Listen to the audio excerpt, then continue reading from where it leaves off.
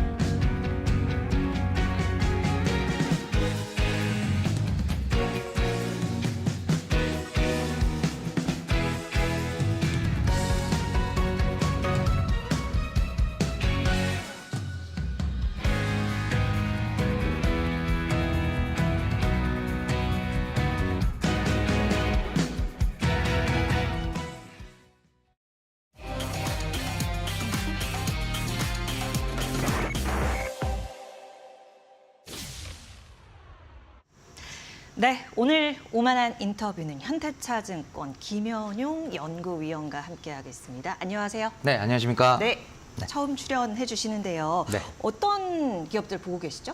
저는 이제 인터넷 게임이랑 미디어 엔터 위주로 좀 소위 말랑말랑한 섹터들에 있는 기업들을 제가 주로 커버를 하고 있습니다. 말랑말랑하지만 투자자들이 참 좋아하는데 요새 부진을 면치 못하고 있는 이런 것들을 좀 많이 맞습니다. 최근 들어서 주가가 다들 안 좋아서 그나마 유일한 희망이었던 엔터주도 최근에 좀 많이 부진하고요. 예. 네. 네. 오늘 그런 얘기 해보려고 해요. 네. 그러면 일단 이렇게 지금 커버하시는 섹터를 제가 많이 들어봤으니까 네. 이들 업종이 네. 좀 상반기보다는 그래도 하반기가 나을까? 이 질문을 먼저 드릴게요. 그러니까 게임도 하시고 예. 엔터, 여행까지도 그렇죠. 보시니까. 우선 이제 상반기보다 하반기가 나아지는 게 뭐 상당히 확실한 종목군은 이제 게임주들입니다. 게임주들이요. 예, 왜냐하면 게임주들이 그동안 계속 안 좋았어요. 그래서 이제 1분기부터 조금 이제 대부분의 기업들이 실적이 좀 기지개를 켰고, 그리고 이제 하반기에는 또 결국 게임주는 신작이 나와야 되거든요. 그래서 이제 뭐 크래프톤이나 이제 넷마블 그리고 카카오 게임즈 예. 같은 주요 대형사들이 하반기에 다 신작들이 나옵니다. 그래서 이런 부분들까지 이제 하반기 실적에 반영되면서 확실히 좀 좋아지는 흐름을 보여줄 것으로 예상이 되고요. 또 여행주도 분위기가 나쁘진 않아요. 그래서 일단은 최근에 이제 뭐 유커들이 다시 돌아오는 분위기도 있고, 또 여행은 또 회복 자체가 좀 늦게 출발을 했거든요. 더디 회복세에 진입을 하다 보니까 올 2분기, 3분기가 어떻게 2분기는 물론 여행이 비수기입니다. 비수기 지나면서 3분기부터는 여행주도 전년 대비 이제 실적이 올라올 것으로 보여지고요. 아쉬운 게 사실은 이제 엔터주예요. 네. 엔터주는 지금 1분기 실적이 많이 안 좋았고 예. 엔터 4사 기준으로 보면은 평균적으로 60% 이익이 빠졌어요. 네. 그 정도로 안 좋았는데 사실은 2분기도 한 20%, 30% 정도 이익이 안 좋을 것 같고요. 전년 동기 대비. 그리고 3분기까지는 작년도의 그 기저 부담이 좀 큽니다. 네. 그러다 보니까 하반기에도 반드시 좋아진다고 보기는 어렵습니다. 그래서 엔터주는 그래서 이제 실적보다는 좀 어떻게 보면 이제 신인 대비에 따른 모멘텀 그리고 최근에 이제 중국 한한령 해제 기대감들이 좀 있지 않습니까? 그래서 그런 중국 공연 시장 재개에 대한 기대감 이런 이제 투자 심리의 개선으로 좀 접근을 해야 되지 실적으로만 딱 놓고 보면 인접 섹터들 대비 하반기에도 분위기가 좋지는 않습니다. 네, 알겠습니다. 그러니까 게임 여행은 호호, 네네. 엔터는 쏘쏘. 그렇죠. 이렇게 네. 정리해 볼 수 있겠네요. 네네. 여쭤보려고 했던 걸 말씀을 조금은 해주셨는데 네네. 한한령 얘기를 해주셨어요. 그리고 네. 최근에 이제 뭐 외교 쪽에서도 성과가 네. 나오는 부분이 얼마나 영향을 미칠까 맞습니다. 촉각이 곤두서 있는 그런 시점인 것 같습니다. 네네. 그런데 한한령 이후로 아주 많이 확 나빠졌어요. 그러니까 우리가 엔터주요. 뉴스로 듣는 거랑 네. 체감하기로 어느 정도의 뭐 그런 편차가 있었나요? 한한령 직후에 사실 이제 뭐 많이 나빠진 쪽은 이제 드라마 제작사나 게임사들이 좀 더 영향이 컸어요. 네. 그래서 엔터 쪽은 상대적으로는 좀 적었는데 그래도 이제 중국 쪽에서 음반 수출액 같은 것들이 좀 많이 빠졌고요. 사실은 음반보다 더 큰 영향을 미쳤던 것은 이제 공연입니다. 그래서 예. 한한령 이전에 그래도 전체 K-팝 공연에서 약 한 10에서 15% 정도를 중국 본토 공연으로 채워졌었는데 10에서 15%에 해당하는 부분이 뚝 없어지다 보니까 일단은 뭐 급하게 인접 국가인 이제 일본 쪽 이런 쪽에 좀 더 일본이나 동남아 쪽에 집중을 하면서 많이 메이크업을 하기는 했지만 그래도 중국이 갑자기 빠져나가면서 일시적으로 좀 부정적 영향이 있었습니다.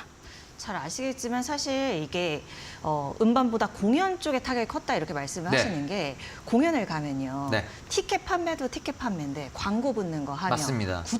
굿즈 사야죠. 굿즈가 굉장히 큰 부분 차지한다고 하더라고요. 맞습니다. 많이 남기는데 이제 그런 영향이- 부분들 아예 못 하니까. 그렇죠. 아예 그랬던 못하게 거겠죠? 됐죠. 네. 네. 아니 그러면 지금 뭐 한중 FTA 네. 2단계 2단계. 협상 들어간다 네. 뭐 이런 얘기 있는데 네. 이게 그러면 한한령 해제까지도 가는 거예요? 어떻게 보세요? 이게 사실 저는 한한령은 정말로 해제가 돼야 해제인 거고 그 전까지는 우리가 믿기도 어렵고 체감하기도 어렵지 않을까. 이게 2016년 9월부터 지금 만으로 거의 한 8년 가까이 이어지고 있는 상황인데요. 그동안에도 여러 가지 힌트들이 있었어요. 지금 뭐 게임 쪽 외자 판호가 완전히 막혀 있지 않죠. 그리고 그렇죠. 또 드라마 쪽도 뭐 그런 이제 완성작의 수출이나 이런 것들이 없지는 않습니다. 이런 상황에서 사실 이번에 이제 엔터 쪽에서 인디 밴드가 이제 본토 공연을 잡으면서 기대감이 확 불거진 건데 저는 그래서 말씀을 드리는 부분이 우리가 알만한 좀 유명한 케이팝 아이돌 꼭 뭐 4대 엔터사 소속이 아니더라도 충분히 인지 가능한 케이팝 아이돌이 중국 본토에서 공연을 잡으면 그때부터는 우리가 소위 믿어도 된다. 저는 이제 한한령이 해제되느냐 아니냐 이건 별로 중요하지 않다고 봅니다. 엔터 산업 입장에서 봤을 땐 중국 본토 시장에 대한 공연이 재개되면 그게 곧 한한령 해제죠. 엔터 입장에서. 그래서 이제 그렇게 됐을 때는 저 같은 경우에도 당장 24년 하반기 그리고 내년도 실적 추정에 이제 반영을 할 텐데 아직은 안 하고 있다. 그 말씀드렸던 그 이벤트가 발생하면 실적 추정에 반영이 되겠죠. 꼭 4대 기획사 소속 아이돌이 아니더라도 네. 뭐 약간 그러면 요새 막 뜨고 있는 에이티즈라든지 에이티즈, 아이브, 여자 아이들 많지 않습니까? 많네요. 예. 그런 친구들 그 정도 급의 예. 그 정도 급의 메이저 아이돌 중에서 중국 이제 뭐 상해가 됐든 베이징이 됐든 본토 쪽에 대규모 팬미팅이나 정식 이제 어떤 콘서트 예. 이런 것들이 이제 일정이 확정이 되면 네. 그때부터는 이제 주요 엔터사들 실적에 빠르게 반영이 될 겁니다. 네. 그 4대 기획사 중에서 네. 중국인 아이돌 멤버 가장 많았던 데가 SM 엔터이기도 했고. 맞습니다. 그래서 그 한한령 이전에 가장 큰 수혜를 받았던 데는 사실 MCM이었던 것 같거든요. 네네. 그러면 타격을 많이 받았던 데도 역시나 SM. 그렇죠. 네, 그렇죠? 맞습니다. 그러면 그간에는 어떻게 상쇄를 해왔던 거예요, SM 쪽에서는? 사실은 이게 이제 중국의 비중이 얼마나 이제 절대적이냐 이런 관점에서 봤을 때 음반 시장에서는 약 한 10%인데 한알령이 되었다고 해서 그 10%가 0이 된 게 아니었어요. 여전히 뭐 공구의 형태로나 계속적으로 음반 구매를 해가고 있지 않습니까? 에이. 그래서 그 부분은 타격이 좀 상대적으로 제한적이었고요. 공연으로 본다면 보통 이제 말씀하셨던 공연, MD, 굿즈, 컨텐츠 총괄해서 봤을 때 공연이라는 행위가 미치는 실적 영향성은 한 전체 매출의 한 40% 가까이 됩니다. 굉장히 커요. 예. 35에서 40% 정도 되는데 그중에 아까 말씀드렸다시피 중국 비중이 10에서 15%라고 말씀드렸잖아요. 그러니까 매출로 보면 한 5, 6%. 근데 이제 음반 쪽에서도 일부 타격이 있었다고 보면 최대한 10% 정도의 이제 매출이나 이익에서 타격이 있었다라고 보여지고 그 부분을 이제 일본이나 동남아 쪽으로 빠르게 이제 스위칭, 전환을 하면서 사실은 연도별 실적을 놓고 보면은 아, 이때가 중국 빠졌을 때네? 이런 느낌은 사실 잘 못 받으실 거예요. 그렇군요. 네. 크게 뭐 그런 이제 장기적인 타격이 있었다라고 보기는 어렵습니다. 주가 측면의 영향을 떠나서 실적으로 봤을 때는 그 부분을 좀 빠르게 일본이나 동남아 쪽으로 좀 메이크업을 했었죠. 그러면 이번에 잘 이제 풀려 나간다면 네네. 어느 쪽이 가장 좋습니까? 일단 저는 이제 하이브입니다. 하이브요. 네. 하이브 SM 이렇게 좋게 보는데 사실 이제 한알령 이전에 또는 직전에 지금 아티스트별로 봤을 때 중국에서 대규모 공연, 그러니까 최소한 뭐 매출 500억, 영업이익 한 100억 이상 기대할 수 있는 대규모 투어를 할 수 있는 아티스트, 해본 적 있는 아티스트는 빅뱅과 엑소 정도로 요약이 됩니다. 아, 예. 예, 그 외에 SM 아티스트들인 슈퍼주니어나 소녀시대도 중국에서의 공연 경험이 있어요. 제법 어느 정도 일정 규모의 공연 경험이 있지만 소위 이제 중국인들이 열광할 만한 아티스트로 본다면 빅뱅 엑소예요. 근데 이제 빅뱅은 이제 더 이상 YG 소속이 아니고 엑소는 여전히 SM 소속이지만 엑소에서 한 가지 변수는 뭐냐면 완전체 활동이 지금 쉽지만은 않은, 녹록지 않은 구조예요. 왜냐면 멤버들 중에 상당히 많은 수의 멤버들이 다 이제 독립해서 개별 활동이나 유닛 활동은 SM을 통하지 않고 하거든요. 네. 그럼 완전체로서의 엑소 공연이 중국에서 가능해질 것인가? 여기에 이제 퀘스천이 있습니다. 그럼 새 아티스트 이제 부상하는 사람들을 찾아야 되는데 그게 하이브라고 맞습니다. 보시는 그게 이제 거예요? 하이브의 방탄소년단이 중국 시장에서 물론 대규모 공연을 한 적은 없어요. 그렇지만 이제 2019년을 마지막으로 20년도에 코로나가 지금 한 4, 5년 정도 영향을 미쳤고 또 2019년도에 이미 방탄소년단이 스타디움 월드 투어를 돌 때 중국 공연 막혀 있었잖아요. 근데 이제 완전체로 이제 내년부터는 공연이 다시 가능해지고 만약에 중국이 열린다면 중국의 그 K-팝 팬들이 가만히 있겠습니까? 네. 그래서 저는 이제 공연 시장이 재개됐을 때 공연을 가장 많이 할 수 있는 아티스트? 저는 방탄소년단하고 블랙핑크 이 두 팀을 가장 탑으로 꼽고요. 그 외에 이제 뭐 엑소 정도를 이제 볼 수가 있겠습니다. 네. 이 하이브가 BTS 대규모 중국 공연만 성사가 되더라도 이익 구현은 굉장히 커질 거다. 뭐 이렇게 맞습니다. 전망을 해주셨습니다. 네. 자, 이 얘기하려고 오늘 딱 이 시점에 모신 거잖아요. 네. 하이브요. 어제 결과 나왔잖아요. 나왔죠. 네, 소개 좀 해주시고 예. 이거 어떻게 보셨는지. 일단은 이제 민희진 대표 측이 신청했던 이제 그 의결권 제한을 이제 가처분 신청을 했죠. 의결권을 제한하는 걸로 가처분 신청을 했는데 인용이 됐어요. 그래서 하이브는 이제 민희진 대표 해임의 건에 대해서는 의결권 행사를 할 수 없게 됐고, 즉 민희진 대표는 남습니다. 네. 남게 됐고, 다만 이제 오늘로 예정되어 있는 이제 임시주총을 통해서 하이브 이제 후속 절차를 밟는다고 했는데 아마도 이제 민희진 대표를 제외한 나머지 이사진들을 하이브 측 인사로 교체할 가능성이 매우 높고요. 그렇게 되면 일단은 이제 오늘 이후에 상황은 전체 이제 4명의 사내이사 중에서 1명의 대표이사가 이제 민희진이고 그 외에 3명의 사내이사들은 이제 하이브 측 사람들로 채워질 가능성이 매우 높아졌습니다. 그래서 어떻게 보면 이제 불편한 동거라는 표현도 쓰던데 언론에서 일단은 이제 그런 체제로 좀 갈 것 같고요. 하이브 입장에서는 결국 이 뉴진스를 어떻게 할 거냐. 결국은 이제 민희진 대표와의 장기적인 동행은 좀 어려워지지 않았나 싶습니다. 그래서 이게 양측이 잘 합의를 해서 나가든 아니면 추가적인 어떤 법적인 조치를 취하든 간에 장기적으로는 이제 민희진 대표 이사가 하이브 레이블에서 벗어날 가능성이 좀 이제 높아졌다. 이렇게 보여지고요. 그렇게 됐을 때 이제 하이브 주주 관점에서 중요하게 봐야 될 포인트는 뉴진스가 하이브 레이블에 남느냐, 아니냐. 따라가느냐. 그렇죠. 이렇게 되는 거죠. 왜냐면은 이제 뉴진스의 이 멤버들이나 기여도 엄청 컸다고 들었거든요.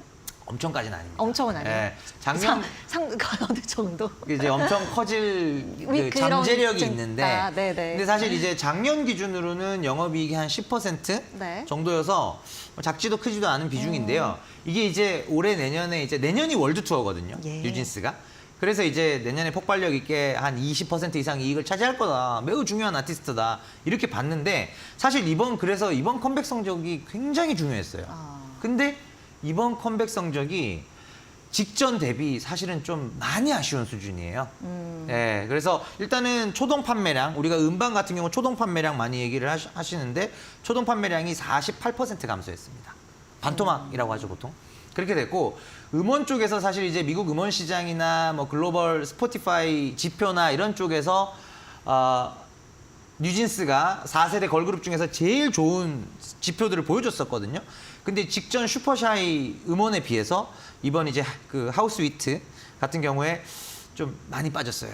근데 보시기에 네. 그 콘텐츠의 질이 많이 떨어져서예요? 아니면 뭐 예를 들어서 뭐 바이럴이라든지 네네. 뭐 마케팅적인 부분에 대해서 뭐 도움을 못 줬다 이런 얘기도 있고 그래서 네. 설이기는 한데 네. 보시기에 어떠신지. 일단은 예. 제가 생각했을 때는 뭐 하이브에서 지원을 좀 소홀히 했다 이런 부분보다는 전반적으로 하이브 팬덤, 하이브 레이블을 좋아해서 또는 사실 하이브 팬덤의 대부분이 일단은 방탄소년단에서 시작을 했을 거잖아요. 그렇죠. 그럼 어떻게 보면 이제 글로벌 아미나 하이브 팬덤 입장에서 봤을 때는 이 불편하다. 뉴진스의 최근 1년의 행동들 그리고 이 뉴진스 레이블인 어도어와 하이브 간의 갈등이 뭐 사실은 좀 고깝게 보였을 수도 있고 그런 어떻게 보면 중립적이지만 내가 하이브나 BTS를 좋아하기 때문에 뉴진스도 오케이 너무 좋아 이렇게 이제 라이트 팬덤들이 조금 떠나가지 않았나 그렇군요. 예, 일정 부분 이탈을 하지 않았나라는 게 지금 음반뿐만 아니라 글로벌 음원에서도 지표가 많이 하락한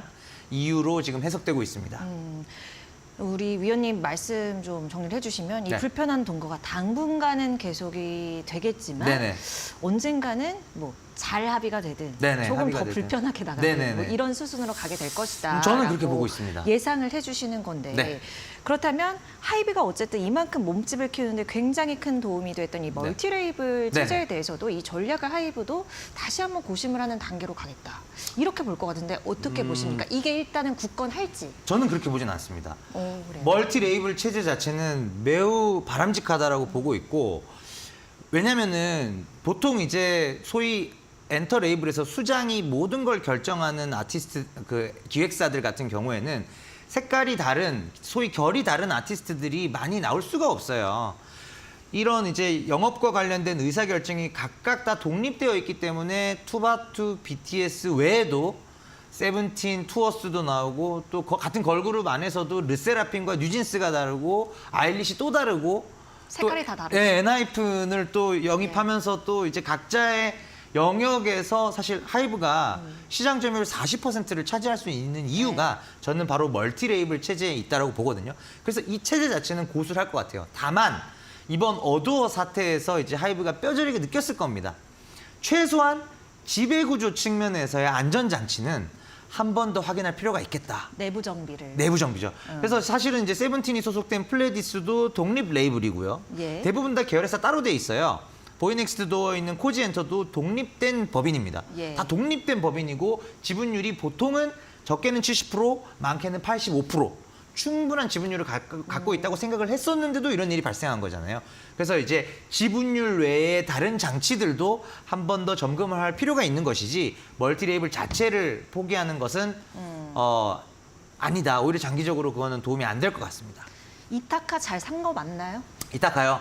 사실 이제 미국 시장이라는 데가 글로벌 음악 시장의 50% 가까이를 차지하는 사실 온리원이에요. 네, 온리원 시장인데 여기서 지금 한국 기획사들이 어떻게 보면 좀 주목을 받기 시작한 게 이제 막 시작이거든요. 근데 이제 이타카 홀딩스를 인수해서 아직까지 재무적으로 와우 할 만한 포인트는 안 나왔지만 사실은 그 첫 번째 시험대가 되는 게 이번 여름에 데뷔할 캣츠아이라고 보고 있습니다.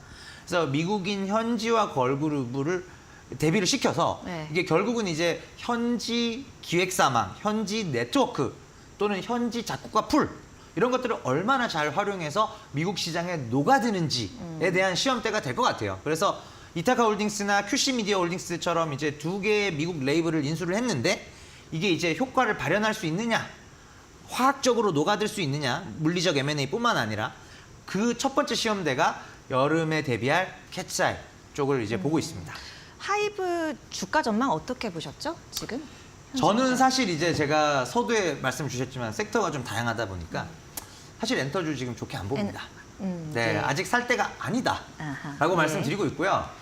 하이브 일단은 지금 이제 2분기 실적까지도 전반적인 엔터주들의 분위기가 안 좋고 전년 동기 대비 실적이 좀 감소하는 추세고 지금 이제 20만 원 깨졌으면 싼 거 아니야? 네. 이렇게 보실 수 있지만 현재 올해 예상 기준의 펀은 여전히 32배고 네. 내년 예상 기준으로 가져와도 27배여서 밸류에이션이 좀 부담이 되는 구간이에요. 그래서 저는 오히려 이제 2분기 실적하고 또 캣츠아이 대비에 대한 기대감과 3분기까지 어렵다고 말씀드렸으니까 4분기에는 우리가 작년 4분기 기저가 있기 때문에 드디어 이제 턴하고 방탄소년단 이제 그 6월이면 내년 6월이면 이제 다 전역하잖아요.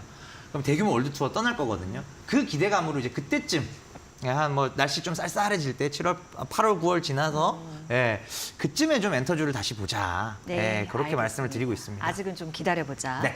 자, 우리가 이쪽도 해볼게요. SM이요. SM은 어떻게 보세요? SM이 사실은 이제 그런 밸류 관점에서도 제일 싸고요. 20배.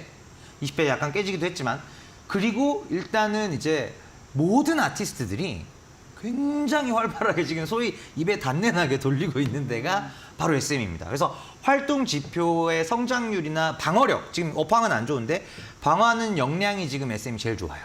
2분기 실적도 음반이 유일하게 이제 전년 동기 대비 비슷하거나 약간 성장하는 트렌드에 있는 게 지금 SM이고요. 공연이 한 10% 정도 빠지긴 하지만 모객 수 자체가 분기에 80만 명씩 지금 모객을 하고 있기 때문에 실적이 상대적으로 잘 버티는 쪽이 지금 SM입니다.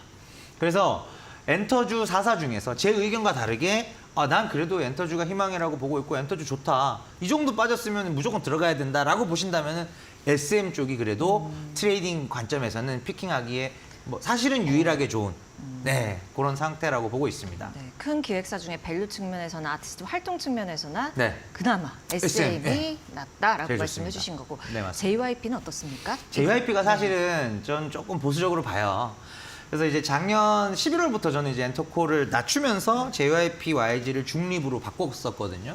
JYP 지금은 다시 이제 바위로 올렸지만 괴리가 벌어지면서 JYP의 문제점은 지금 이제 신인들 비교적 신인에 해당하는 엠믹스나 있지나 이번에 나온 넥스지나 이런 친구들의 화력이 생각보다 좀 약하고 비슷한 시기에 데뷔했던 타사 아티스트들보다 화력이 좀 약하고요. 결국 활동량을 말씀드리는 겁니다. 좀 약하고 이제 스트레이키즈나 트와이스의 2024년 활동량이 작년 대비 늘지 않는다라는 게 저는 이제 턴어라운드 관점에서 조금 제한적으로 봐야 될 필요가 있다. 이렇게 보고 있습니다. 네, 알겠습니다. 아주 재밌게 얘기 나눴습니다. 네, 3대 기획사 얘기 우리가 다 짚어봤는데 네. 또 엔터 이슈 있을 때 모시도록 할게요. 김현용 연구위원과 함께했습니다. 오늘 말씀 고맙습니다. 네, 감사합니다.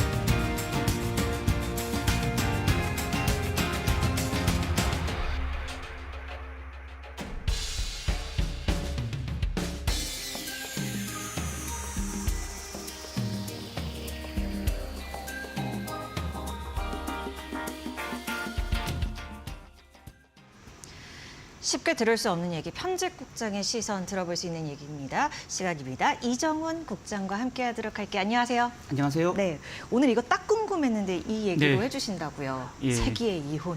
예, 뭐 아무래도 사람들이 제일 관심사가 아닐까 싶어서 네. 예, 잠시 후에 이제 민희진 씨가 2차 기자회견을 한다 그러는데 그 이슈가 나오기 전까지는 아마 이 이슈가 가장 핫하지 않을까 싶어서 이 주제를 준비해봤습니다. 네. 2심 판결이 1심과 정반대였죠? 네, 그렇습니다. 굉장히 쇼킹한 결과였고요. 지금 결과를 받아본 SK 그 그룹 관계자들도 굉장히 당황했고요. 저희 같이 기사를 준비해야 되는 언론사 기자들도 굉장히 당황한 결과였다라는 겁니다. 어제 결과를 간단하게 한 3문장 정도로 압축해 보면 1심 판결에서는 위자료가 1억 원이었거든요. 근데 위자료를 20배 많은 2심에서는 20억을 지급하라라고 이제 판결을 했고요. 또 재산 분할도 665억 원이었던 게 지금 1조 8억 원. 그러니까 거의 한 20배 이상 되는 그 큰 폭 그 재산 분할액도 증가됐다. 이렇게 말씀드릴 수 있을 것 같고요. 대한민국 이혼 소송 역사상 가장 큰 규모의 재산 분할액이었다. 이렇게 신기록으로 자리매김하게 됐습니다. 네. 그럼 2심 재판부는 이것을 대체 어떻게 봤길래? 네, 그렇습니다. 지금 뭐 1심에서는 일단은 그 최태원 회장의 재산이 거의 다 SK 주식회사 지분으로 지금 보유하고 있는 상태거든요. 지금 재판부가 본 최태원 회장의 그 재산은 3조 9,883억 원, 거의 4조 원 정도인데요. 그 중에 대부분을 SK 주식으로 지금 갖고 있는 상태입니다. 근데 이 SK 주식이 노소영 관장과 결혼하기 전에 개인의 어떤 그 노력으로 벌어들인 성과다라고 판단해서 그걸 이제 특유 재산이다라는 법정 용어로 간주했거든요. 그래서 이거는 이혼하는 당사자인 노소영 씨와 분할하는 자산이 아니다. 거기 제외를 시켰던 거죠. 근데 2심 재판부는 아직 판결문은 공개되지 않아서 정확하게 알 수 없습니다만은 어제 보도된 내용만 토대로 할 때 이 특유 자산 역시도 분할 대상이 된다라고 봤고요. 그 이유를 이제 2가지 정도로 얘기했습니다. 첫 번째는 노소영 씨가 부부 생활을 영위하면서 SK 주식회사의 성장을 돕기 위한 경영 활동, 가치 증대 활동에 일정 부분 기여했다라고 봐야 된다라는 거고요. 특히나 이제 노소영 관장의 아버님이 돌아가신 노태우 대통령 아니겠습니까? 네. 전 노태우 대통령인데 노태우 대통령이 집권 시기에 SK 그룹을 유형 무형으로 많이 도와줬다라는 거죠. 그래서 눈에 보이지 않는 지원을 많이 해줬다. 그런 더 비고 덕에 SK 그룹이 지금의 재계 2위 그룹으로 성장할 수 있었다라는 거고요. 심지어는 이건 약간 추론의 영역입니다만은 노태우 씨의 그 비자금 중에 한 340억 정도가 SK그룹으로 흘러가서 SK그룹이 성장하는데 약간 마중물 역할을 했다라고 봤거든요. 그래서 결국은 노소영 씨가 일정 부분 재산 형성에 기여했다라고 봤기 때문에 전체 재산의 35%를 노소영 씨에게 분할 지급하라라고 판결을 내린 겁니다. 그렇군요. 그러면 어떻게 되는 겁니까? 3심으로 가는 건가요? 예, 아마 그럴 것 같아요. 어제 그 선고가 나온 이후에 김앤장이죠. 그 SK그룹 최태원 회장의 변호인단은 재판부가 아무런 증거도 없이 편견과 예단에 따라서 판결을 내렸다라고 굉장히 맹렬한 비판을 또 가했고요. 그래서 즉각 상고하겠다라는 의사를 밝혔습니다. 그래서 3심까지 이제 가야 최종 결론이 날 수 있다라는 거고요. 다만 이런 가사 사건은 3심까지 가는 경우가 거의 없거든요. 1심에서 주로 이제 판결이 나는 형태인데요. 이거는 이제 3심까지 가기 때문에 누구도 결과를 예측하기 굉장히 어렵다. 예. 다만 이런 가사 사건은 원심 판결이 주로 잘 바뀌지 않습니다. 그래서 2심 판결을 3심에서 받아들일 가능성이 조금 더 높아 보인다라고 말씀드릴 수 있을 것 같고요. 다만 이번 선고를 내렸던 그 부장판사가 과거의 그 판례들과 굉장히 다른 아주 톡톡 튀는 형태의 그 이혼소송 판결을 많이 내렸던 분이었거든요. 네. 그래서 이거 자체가 주류의 의견이 아닐 수도 있다라는 분석도 나오고 있기 때문에 3심에서의 결론은 굉장히 네. 좀 예측하기 어려운 시기다, 어려운 상황이다라는 거고요. 또 아까 말씀드렸던 쟁점들이 굉장히 많고 심지어는 정확하게 확인되지 않은 그 정치 자금까지도 이게 어떤 그 판단의 근거로 쓰였기 때문에 물론 이제 김옥숙 전 여사의 그 메모가 일정 부분 증거 역할을 했거든요. 그럼에도 불구하고 정치 자금이 있었고 그 정치 자금이 SK그룹을 흘러 들어왔다라는 건 어느 정도는 또 추론하는 부분이기 때문에 이게 과연 3심에서도 받아들여질 수 있을까?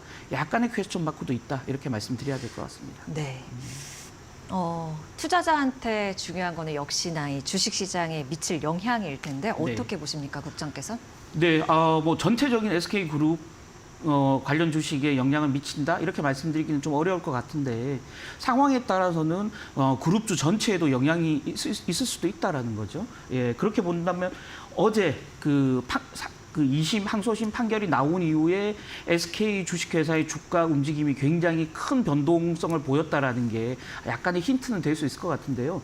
어제 장중에는 계속 SK 주식회사 주가는 약보합이었거든요. 그러다가 선고가 난 이후에 주가가 계속 우상향 곡선을 그리더니 장 마감에는 9% 이상 급등하면서 장을 끝냈습니다. 예. 오늘도 들어오기 전에 제가 확인해 보니까 한 3% 가까운 상승세를 계속 이어가고 있는 상태거든요. 예, 그렇다면 시장에서는 지금 1심, 2심 판결 이후에 SK 주식회사, 그러니까 SK그룹 전체의 지주회사죠. 이 지주회사가 향후에 경영권 리스크에 노출될 수도 있지 않겠냐라는 우려와 기대 이런 것들이 지금 주가에 반영시키고 있다. 이렇게 말씀드려야 될 것 같습니다. 네, 그렇군요. 지금 어제 언급을 이제 해주셨지만 어제도 한 10% 가까운 상승세 SK가요. 그리고 현재 구간에서도 3.16% 지나면서 16만 3천 원 선 지나가고 있는 상태입니다. 자, 그러면 결국 최 회장이 어제 이제 그 내용에 따라서 1조 원 넘는 이 자금을 대체 어떻게 마련할지 이게 핵심일 테잖아요. 이제는. 네, 맞습니다. 예.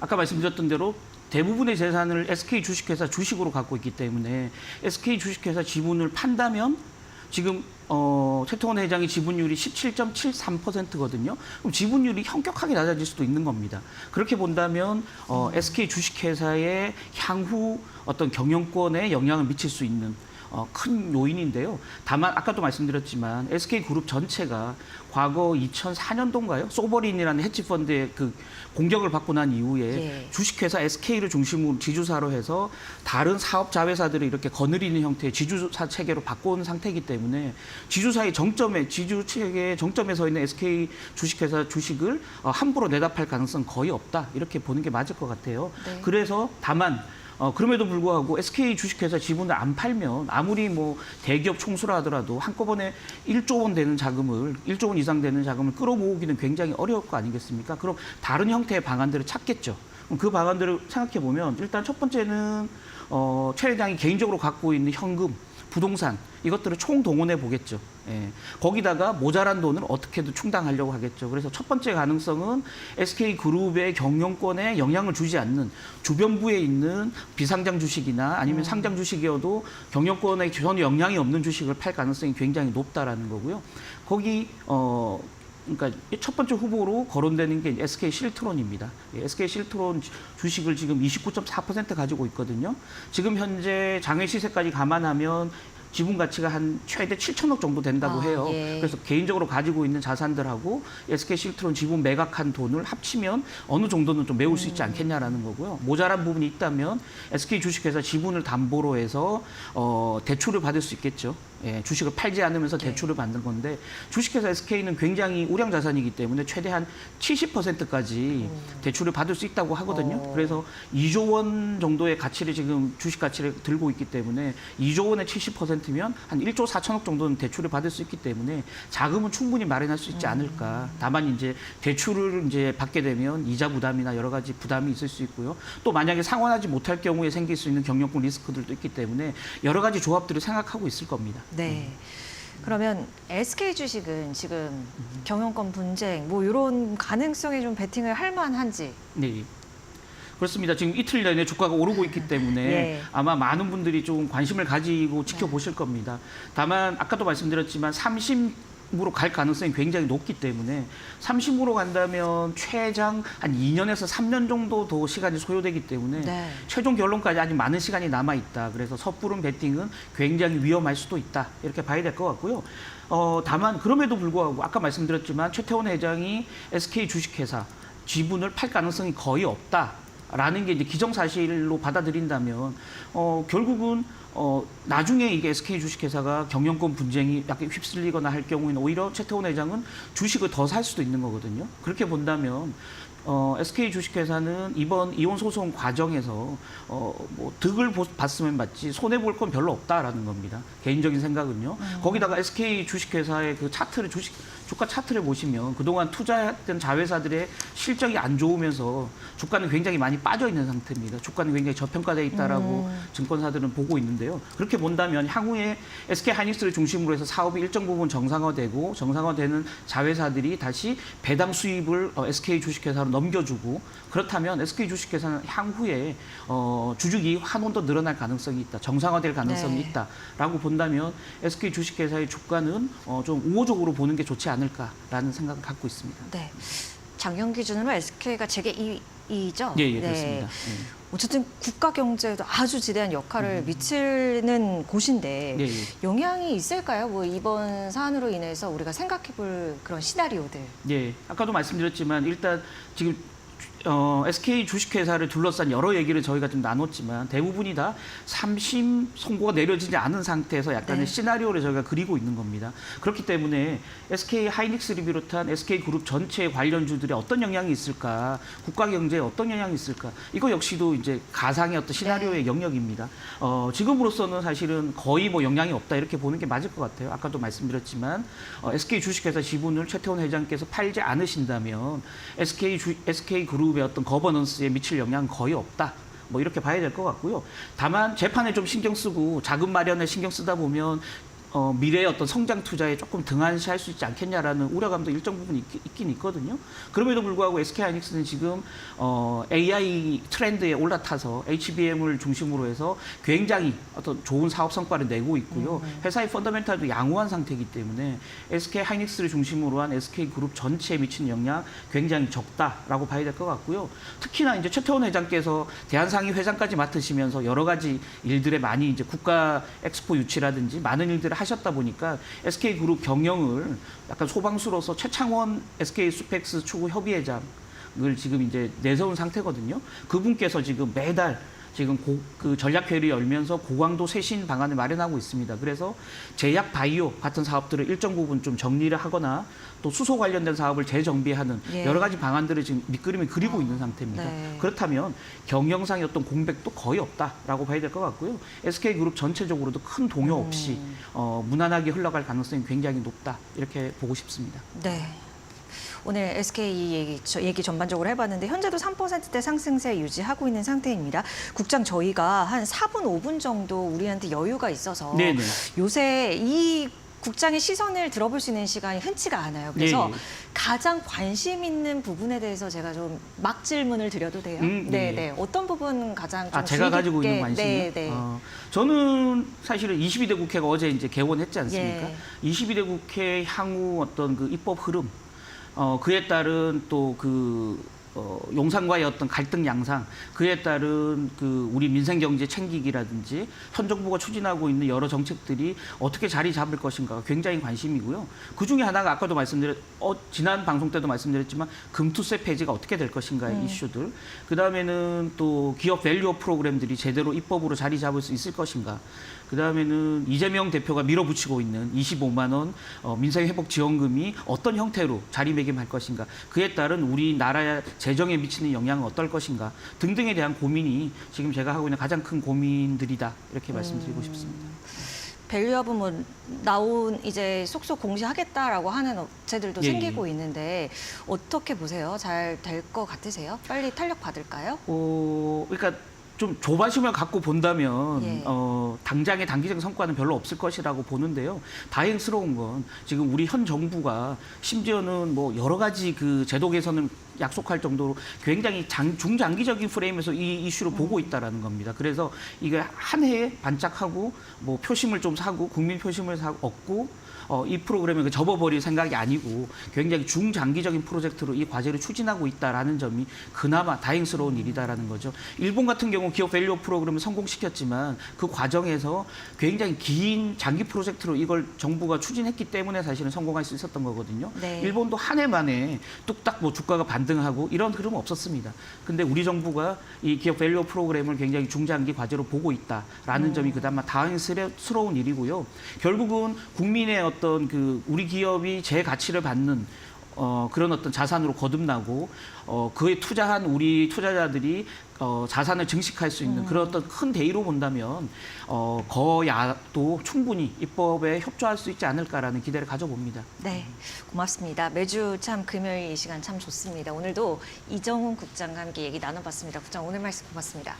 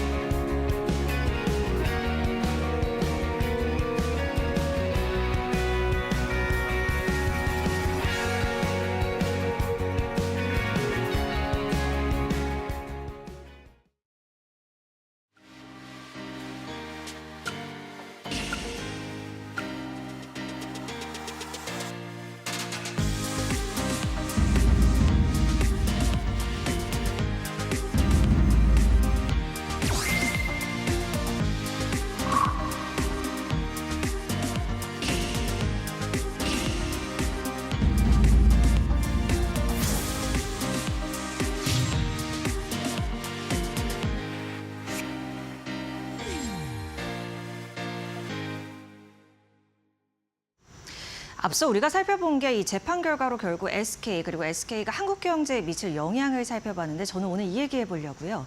이 삼성전자요. 삼성전자 사내 최대 노조인 전국 삼성전자 노동조합이 파업을 선언을 했습니다. 노조의 파업 선언은 삼성전자 창사 이래 처음이죠.